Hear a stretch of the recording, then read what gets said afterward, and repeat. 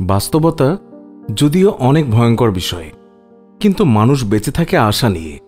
এই মুভির কাহিনী কিম নামের একজন লোককে নিয়ে, যার ব্যাংক লোন বেড়ে গিয়ে এখন $2,10,300 পরিণত হয়েছে, আর তার কাছে এখন আত্মহত্যা করা ছাড়া আর কোনো উপায় নেই। তাই সে নদীতে ঝাঁপিয়ে পড়ে আত্মহত্যা করার চেষ্টা করে, আর এই ঘটনা তার জীবনকে সম্পূর্ণভাবে বদলে দেয়। কিম যখন নদীতে লাফ দেয়, তখন নদীর স্রোত তাকে ওই নদীর মধ্যে থাকা ছোট্ট একটি দ্বীপের মধ্যে নিয়ে আসে। কিমের যখন জ্ঞান ফিরে আসে, তখন সে দেখে যে সে নদীর পাড়েই পড়ে আছে, আর যে ব্রিজ থেকে লাফ দিয়েছিল সেই ব্রিজ থেকে খানিকটা দূরে একটি দ্বীপের মধ্যে সে আটকা পড়ে আছে। তখন কিম বলে ওঠে, হায় রে আমার পোড়া কপাল, শান্তিমতো মরতেও পারলাম না। কিম তার মোবাইল অন করার চেষ্টা করে, কিন্তু পানিতে ভিজে মোবাইল সম্পূর্ণ বন্ধ হয়ে গেছে। কিম সম্পূর্ণ দ্বীপটি ঘুরে দেখে এখান থেকে শহরে যাওয়ার কোনো রাস্তা আছে কিনা, কিন্তু সে কোনো রাস্তাই খুঁজে পায় না। চারিদিকে শুধু অফুরন্ত পানি আর পানি। কিম বাধ্য হয়ে এই দ্বীপের মধ্যেই রাত কাটায়। পরের দিন সকালে একটি জাহাজের আওয়াজে তার ঘুম ভেঙে যায়। সে দৌড়ে নদীর পাড়ে যায় আর হাত নাড়িয়ে জাহাজকে সিগন্যাল দেওয়ার চেষ্টা করে। সেই সময় জাহাজ থেকে এক লোক কিমকে হাত নাড়াতে দেখতে পায়। লোকটি মনে করে কিম তাকে হাত নাড়িয়ে টাটা দিচ্ছে, আর সেও হাত নাড়িয়ে কিমকে টাটা দেয়। কিম অনেক জোরে চিৎকার করে, কিন্তু ওই লোকটি কোনোভাবেই বুঝতে পারে না যে কিম এখানে আটকে আছে। কিছুক্ষণের মধ্যেই জাহাজটি সেখান থেকে চলে যায়। তাই কিম নদীর পাড়ে বালুর উপরে ইংরেজিতে হেল্প লিখে রাখে, যাতে কেউ সেটা দেখার পর তাকে সাহায্য করতে পারে। কিম রোদে শুকিয়ে তার মোবাইল অন করে, কিন্তু মোবাইল চার্জ একেবারে শেষ পর্যায়ে ছিল। সে তাড়াতাড়ি ইমার্জেন্সি সার্ভিসে কল করে এবং তাদেরকে বলে, হ্যাং নদীর মধ্যে একটি দ্বীপ আছে আর আমি সেখানে আটকা আছি। কিন্তু ইমার্জেন্সি সার্ভিসের ওই লোকটি কিমকে বকা দিয়ে লাইন কেটে দেয়, কারণ হাং নদী শহরের কাছেই ছিল আর সেখানে ফেঁসে যাওয়ার কোনো সুযোগই ছিল না। এরপর কিম তার গার্লফ্রেন্ডকে ফোন দেয়, কিন্তু তার গার্লফ্রেন্ডের সাথে ব্রেকআপ হওয়ার কারণে তার গার্লফ্রেন্ড তার কথার কোনো গুরুত্বই দেয় না আর ফোন কেটে দেয়। এর মধ্যেই তার ফোন অফ হয়ে যায়। কিম সিদ্ধান্ত নেয় সে সাঁতরে নদী পার হবে, কিন্তু সাঁতার না জানার কারণে ওই নদীতেই ডুবতে থাকে। ভাগ্যক্রমে কিনারায় চলে আসে আর প্রাণে বেঁচে যায়।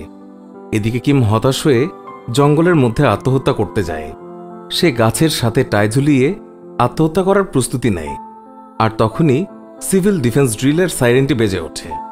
এই সাইরেন বছরে 2 বার 20 মিনিটের জন্য বাজানো হয়।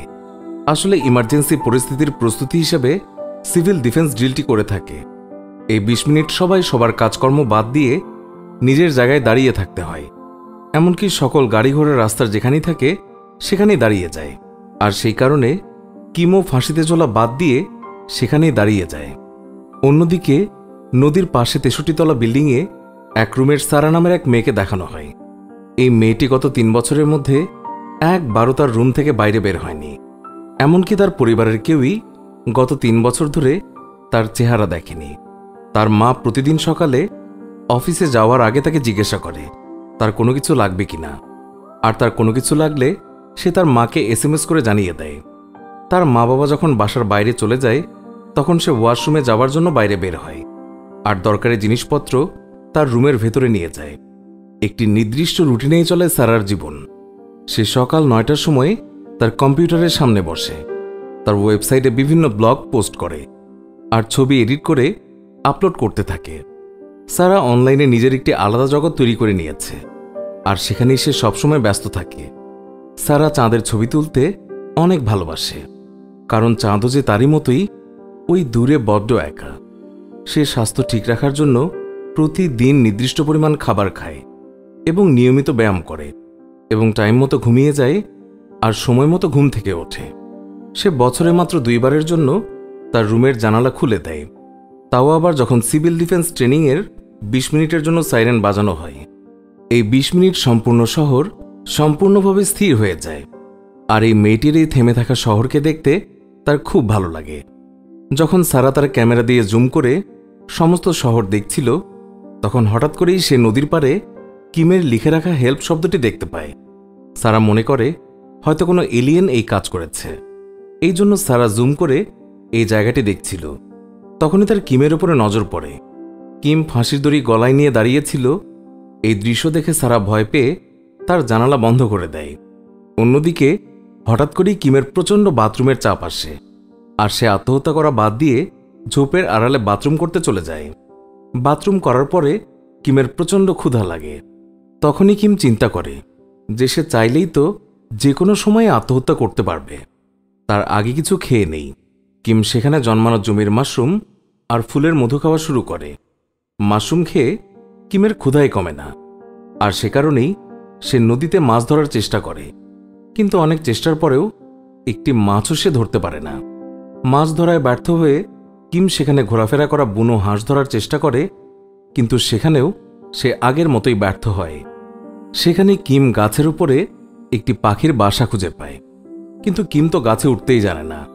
অনেক কষ্টের পর যখন কিছুটা উপরে ওঠে, ঠিক তখনই মা পাখিটা কিমের মাথায় পায়খানা করে দেয়। কিম নদীর পাড়ে খুঁজে পাওয়া লিকুইড ব্লিচিং দিয়ে মাথা ধোয়া শুরু করে। একটু পরেই কিম লক্ষ্য করে বেশ কয়েকটা মাছ পানির উপরে সেখানে ভেসে উঠেছে। আসলে ব্লিচিং পাউডারের রিয়াকশনে মাছগুলো পানিতে ভেসে ওঠে। কিম মাছগুলোকে দেখে অনেক খুশি হয়। সে মাছগুলোকে রান্না করার জন্য আগুন জ্বালানোর চেষ্টা করে। সে একটি কাঠির উপরে আরেকটি কাঠিকে অনেকক্ষণ ধরে ঘষতে থাকে, কিন্তু অনেক চেষ্টা করেও আগুন জ্বালাতেই পারে না। এরপর সে পকেট থেকে লাইটার বের করে সিগারেট জ্বালায় আর আগুন জ্বালিয়ে দেয়। আসলে কিম এতক্ষণ শুধুমাত্র টাইম পাস করছিল। সে মাছগুলোকে আগুনে পুড়িয়ে খেয়ে নেয়। ওই মাছগুলোর মধ্যে এখনও লিকুইড ব্লিচের প্রভাব ছিল, যার কারণে কিম সেখানে ঘুমিয়ে পড়ে। সকালবেলা কিম ঘুম থেকে উঠে লক্ষ্য করে যে মাছের কাঁটার কাছে একটি পাখি ঘুমিয়ে আছে। আসলে এই পাখিটাও মাছ খেয়ে ব্লিচিংয়ের প্রভাবে ঘুমিয়ে আছে, আর এই সুযোগে কিম পাখিটাকে বারবিকিউ করে খেয়ে নেয়। কিম নদীর পানিতে ভেসে আসা একটি পুরাতন ডাকবোট খুঁজে পায়, আর সেটার মধ্যেই থাকার ব্যবস্থা করে কিম। মনে মনে চিন্তা করে গত 7 বছর সে একটি বাড়ি করার জন্য টাকা জমাচ্ছিল, কিন্তু সে ব্যর্থ ছিল। আর আজকে সে তার থাকার মতো একটি নিজের ঘর পেয়ে গেছে। আর অন্যদিকে এই সব কিছুই সারা তার ঘর থেকে ক্যামেরার মাধ্যমে দেখছিল। কিম এখানে যা কিছুই করছিল সব কিছুর উপরেই সারার নজর থাকত। কিম এখানে অনেক আনন্দে ছিল। সে প্রত্যেকটা মুহূর্ত অনেক এনজয় করছিল। কিম সাহায্যের জন্য প্রথমে যেখানে হেল্প লিখেছিল সেটা এখন হ্যালোতে পরিবর্তন করে দেয়। সে নদীতে ভেসে আসা পুরাতন সামগ্রী দিয়ে তার দরকারি জিনিসপত্র তৈরি করে নেয়। একদিন কিম নদীতে একটি যাত্রীবাহী জাহাজ দেখে। সেটা দেখেই কিম তাড়াতাড়ি গাছের আড়ালে লুকিয়ে পড়ে, কারণ সে এখন আর এই জায়গা ছেড়ে অন্য কোথাওই যেতে চায় না। কিম সেখানে একটি পুরাতন নুডলসের প্যাকেট খুঁজে পায়। প্যাকেটের ভেতরে নুডলসের মশলা তখনও বেশ ভালো ছিল। এটা দেখে কিমের নুডলস খাওয়ার অনেক ইচ্ছে হয়। কিম সিদ্ধান্ত নেয় সে আসলেই এখানে নুডলস বানিয়ে খাবে। তাই আশেপাশের গাছগাছালি থেকে ফুল ফল সংগ্রহ করে নুডলস বানানোর চেষ্টা করে, কিন্তু প্রতিবারেই সে ব্যর্থ হয়। কিম মনে মনে ভাবে সে যদি এখানে নুডলস বানাতে পারে তাহলে সে জীবনে যে কোনো কিছুই করতে পারবে। কিমের নুডলস খাওয়ার ইচ্ছে এতটাই প্রবল ছিল যে সে হাঁটাচলা, খাওয়া দাওয়া সব কিছুর মাঝেই নুডলস দেখতে পায়, কিন্তু সেই নুডলস বানানোর কোনো উপায় সে খুঁজেই পায় না। একদিন কিম লক্ষ্য করে যে তার ডাকবোটের উপরে প্রচুর পাখির বিষ্ঠা পড়েছিল, আর বিষ্ঠার ভেতরে অনেক শস্যদানা পড়ে আছে। আসলে পাখিগুলো যেই শস্যদানাগুলো খেয়ে থাকে সেগুলো সঠিকভাবে হজম না হওয়ার কারণে তাদের বিষ্ঠার সাথে শস্যদানাগুলো অক্ষত রয়ে যায়। কিম তার ক্রেডিট কার্ড দিয়ে পাখির বিষ্ঠা সংগ্রহ করে। এরপর সেখানে একটি ভালো জায়গা দেখে তার শস্যক্ষেত তৈরি করে। সেখানে পাখির বিষ্ঠা থেকে পাওয়া বীজগুলো বপন করে দেয়, আর পাখিদের হাত থেকে তার ফসল রক্ষা করার জন্য স্যুট টাই প্যান্ট দিয়ে একটি কাকতারুয়া তৈরি করে নেয়। কিম সারা দিন তার ক্ষেতের মধ্যেই পড়ে থাকে, আর সবসময় চিন্তা করে তার ফসল কবে বড় হবে আর কবেই বা সে নুডলস তৈরি করে খাবে। অন্যদিকে সারা কিমের পাগলামিগুলোকে ক্যামেরা দিয়ে নিয়মিত পর্যবেক্ষণ করে, আর ছবি তুলে তার ওয়েবসাইটে বিভিন্ন মজার ক্যাপশন দিয়ে সে আপলোড করে। যেমন লোকটি একেবারে লজ্জাবতী লতার মতো, কাউকে আসতে দেখলেই একেবারে লুকিয়ে পড়ে, আর তার আচার আচরণ অনেক বিদঘুটে। সে নিজের শরীরের ঘাম চেটে খায়, আর সবচেয়ে গুরুত্বপূর্ণ বিষয় হলো সে যে কোনো মূল্যে নুডলস খেতে চায়। আমি জানি না তাকে কিভাবে সাহায্য করব। আমার কি এখন নাসার সাহায্য নেওয়া উচিত, নাকি আমি নিজেই কিছু করব? রাত্রিবেলা সারা হেলমেট মাথায় দিয়ে বাইরে বের হয়, কারণ গত 3 বছর ধরে সে ঘরের বাইরে বের হয়নি, আর সে কাউকেই তার চেহারা দেখাতে চায় না। সারা নদীর উপরে ব্রিজ থেকে বোতলের মধ্যে একটি মেসেজ লিখে বোতলটি কিমের আইল্যান্ডের দিকে ছুঁড়ে মারে। কিন্তু অনেকদিন পার হয়ে যাওয়ার পরেও কিম ওই বোতল খুঁজে পায় না। কিম এই জায়গায় এসেছে প্রায় 3 মাস হয়ে গেছে, আর সে এখন এখানে বেঁচে থাকা শিখে গেছে। সে এখন গাছে চড়তে পারে, এমনকি সে ইতিমধ্যেই মাছ ধরাও শিখে গেছে, যার কারণে খাওয়া দাওয়া নিয়ে আর টেনশন নেই। আর তার শস্য খেতেও সে বেশ পর্যাপ্ত সময় দিতে পারে। ইতিমধ্যেই তার বপন করা বীজ থেকে অনেকগুলো গাছ জন্মেছে।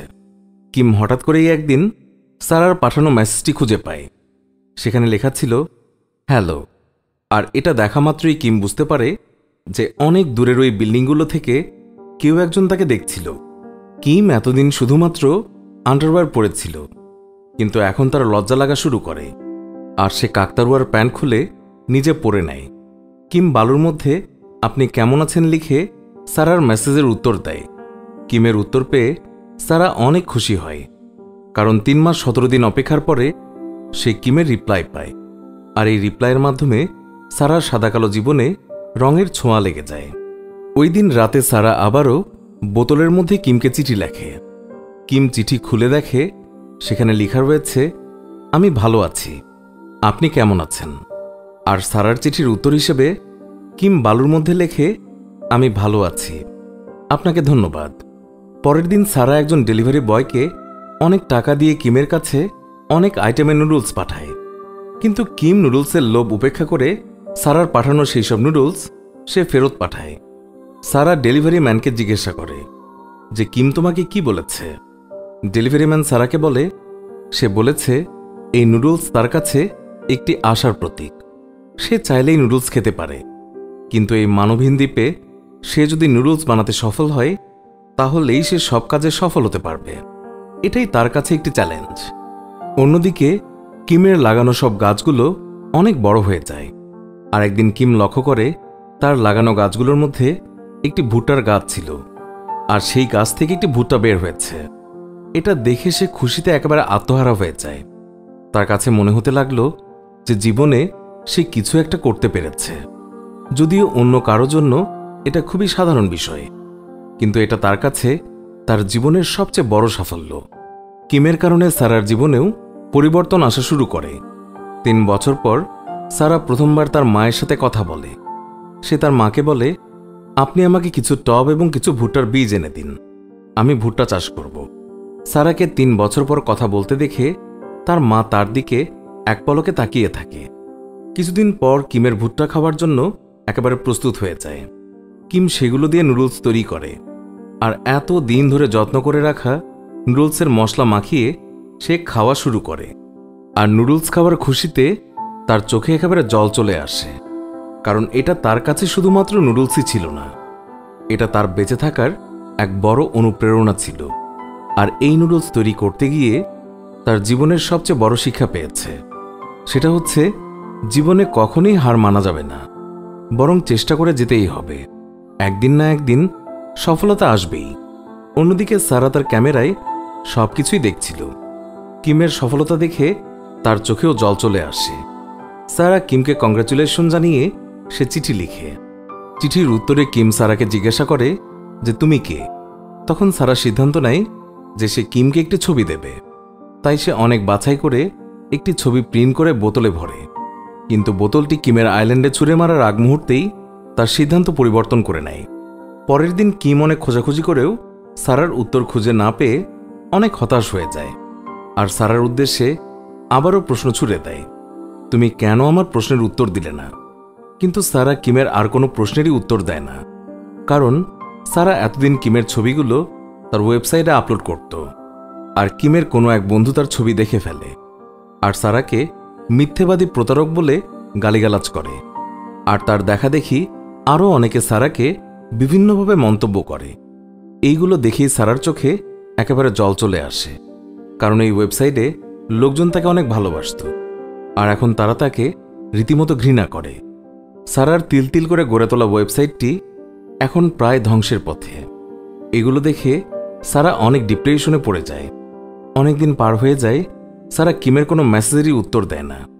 একদিন সমস্ত শহর জুড়ে ভারী বর্ষণ শুরু হয়, আর আবহাওয়া একেবারেই খারাপ হয়ে যায়, আর তা ধীরে ধীরে বন্যায় রূপ নেয়। এই বন্যায় কিমের সকল ফসল নষ্ট হয়ে যায়, এমনকি তার থাকার জন্য ডাকবোর্ডটিও সেই বন্যায় ভেসে যায়। সারা পরের দিন দেখে যে কিমের সব কিছু ধ্বংস হয়ে গেছে এবং সে উদাস হয়ে বসে আছে। কিম সারাকে গালি দিয়ে একটি মেসেজ লেখে। তখন হঠাৎ কিম লক্ষ্য করে এই জায়গাটি পরিষ্কার করার জন্য সরকারিভাবে 2 জন লোক এসেছে। তাদের দেখা মাত্রই কিম দৌড়ানো শুরু করে, কারণ সে এই দ্বীপ ছেড়ে অন্য কোথাও যেতে চায় না। কিন্তু কিছু দূর দৌড়ানোর পরেই কিম তাদের বাকি লোকদের কাছে সোজা ধরা পড়ে যায়। তারা কিমকে জিজ্ঞাসা করে, তুমি এখানে কি করছো? এখানে কোনো মানুষের থাকার কোনো অনুমতি নেই। কিমকে এই দ্বীপে থাকতে দেওয়ার জন্য তাদের কাছে সে অনেক অনুরোধ করে, কিন্তু তারা কিমের কোনো কথাই শোনে না, আর তারা তাকে জামাকাপড় পরিয়ে এখান থেকে শহরে নিয়ে যায়। বোটে করে চলে যাওয়ার সময় কিম অনেক করুণভাবে সারার বিল্ডিংয়ের দিকে তাকিয়ে থাকে, কারণ এখান থেকে চলে গেলে সে আর কখনোই সারার সাথে যোগাযোগ করতে পারবে না। অন্যদিকে সারা এই দৃশ্য দেখে একেবারেই অস্থির হয়ে পড়ে। সে বুঝতে পারে না এখন তার কি করা উচিত। সারা গত কয়েক বছর ধরে তার ঘরের বাইরে বের হয়নি, আর যদি সে আজকে বাইরে বের না হয় তাহলে সে সারা জীবনের জন্য কিমকে একেবারে হারিয়েই ফেলবে। সারা ঘরের বাইরে বের হয়ে কিমকে যেখানে নামিয়ে দেয়া হয় সেই দিকে পাগলের মতো দৌড়াতে থাকে। কিম অনেকক্ষণ একটি বাস স্টপে সে অপেক্ষা করে এবং এরপর সে একটি বাসে চড়ে, কিন্তু সারা বাস পর্যন্ত পৌঁছানোর আগেই বাসটি ছেড়ে দেয়। সারা অনেকক্ষণ বাসের পেছনে সে ওইভাবেই দৌড়ায়, কিন্তু বাসটিকে আর ধরতেই পারে না। বাসটি অনেক দূর চলে যায়, আর এর মাধ্যমেই কিম এবং সারা তারা 2 জন আলাদা হয়ে যায়। চোখে জল আর মনে কষ্ট নিয়ে সারা বাসার দিকে ফিরে যাচ্ছিল, কিন্তু ঠিক তখনই সিভিল ডিফেন্সের ড্রিলের অ্যালার্মটি বেজে ওঠে, যার কারণে পুরো শহর 20 মিনিটের জন্য থেমে যায়। আর তখন সারাও বুঝতে পারে যে ওই বাসটিও হয়তো নিশ্চয়ই থেমে গেছে, আর তাই সারা পাগলের মতো দৌড়াতে দৌড়াতে বাস পর্যন্ত পৌঁছে যায়। সারা বাসের মধ্যে কিমের কাছে গিয়ে বলে, আমার নাম সারা, আর তোমার নাম কি? সারাকে দেখে কিম সারার মুখের দিকে অপলক দৃষ্টিতে তাকিয়ে থাকে। তার মুখে কোনো কথাই বের হয় না। এতক্ষণে সিভিল ডিফেন্স ড্রিলের 20 মিনিট শেষ হয়ে গেছে, আর বাস চলাও শুরু করে। হঠাৎ করে এই বাস চলার কারণে সারা নিচে পড়ে যেতে থাকে, আর তখনই কিম সারাকে ধরে ফেলে, আর দুজনে দুজনের দিকে তাকিয়ে তারা হেসে দেয়। এখানেই মুভিটি শেষ হয়ে যায়। কিন্তু এই মুভিটি আমাদের জীবনে চরম বাস্তবতার শিক্ষা দিয়ে দেয় যে আত্মহত্যা কোনো কিছুর সমাধান নয়। মানুষ তার চেষ্টা দিয়ে সব কিছু জয় করতে পারে। সুপ্রিয় দর্শক, এই ছিল আমাদের আজকের ভিডিও। ভিডিওটি ভালো লাগলে লাইক দিন, আর নিয়মিত আমাদের ভিডিও পেতে এক্ষুনি আমাদের চ্যানেলটি সাবস্ক্রাইব করে পাশে থাকা বেল আইকনটিও প্রেস করুন। এতে করে আমাদের নতুন ভিডিওর নোটিফিকেশন ভিডিও আপলোড করা মাত্রই আপনার কাছে পৌঁছাবে। আজকের মতো বিদায় নিচ্ছি। দেখা হবে অন্য কোনো ভিডিওতে। ভালো থাকবেন। ধন্যবাদ সবাইকে।